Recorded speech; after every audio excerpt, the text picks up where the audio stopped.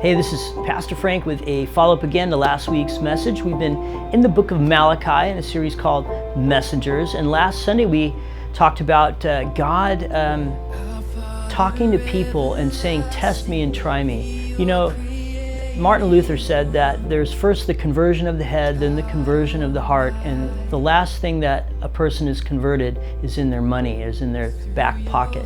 For us to come to a place of trusting God with financial resources is awesome. In the Old Testament, it was called tithing. In the New Testament, the Bible doesn't say to stop tithing. It says there's tithes and offerings. This idea of God's ministry is funded by God's people or through God's people in the abundance of God's people. Malachi chapter 3 is about finances and God saying, the nation is robbing me and you need to stop. It's a great chapter, and you know, it's weird when you think that God says, test me on this. How many times have we got to test the teacher, right? When the teacher says, it's your turn to give me a test.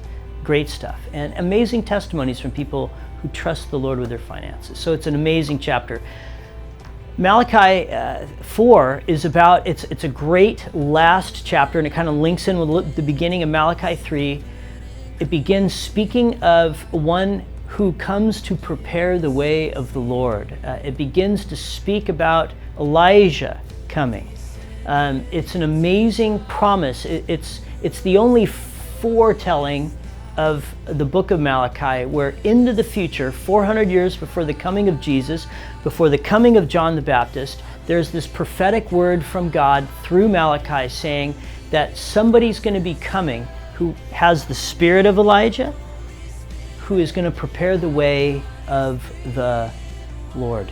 It's an amazing prophecy, and it's awesome. We're going to be looking at that next week. Hey, on August the 25th, our church is going to be having a church picnic. It's an awesome time, Sunday after church. Hope you can be a part of that. Hope you've enjoyed going through Malachi, and I hope that you're reading it and God's really speaking into your life.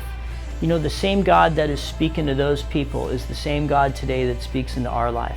God has not changed from the pages of Malachi to today. He's God. It's pretty awesome stuff. Hey, Woodbridge, I hope you're having a great time this summer connecting with God and drawing closer to Jesus and just learning the heart of God as we journey through this. God bless you guys. We'll see you next Sunday for the last chapters of Malachi. Take care. Bye-bye.